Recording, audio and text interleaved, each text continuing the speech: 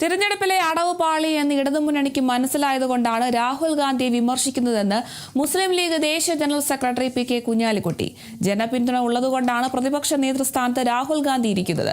ബിജെപിയുമായി adjustment ഉള്ള തരത്തിലാണ് പല മണ്ഡലങ്ങളിലും CPIM സ്ഥാനാർത്ഥിയെ നിർത്തിയത്. ഒളിക്കാനും മറയ്ക്കാനും ചിലവ് ഉള്ളതുകൊണ്ടാണ് മുഖ്യമന്ത്രിയും ഇടതുപക്ഷവും രാഹുൽ ഗാന്ധിക്കെതിരെ പറയുന്നതെന്നും കുഞ്ഞാലിക്കുട്ടി പറഞ്ഞു.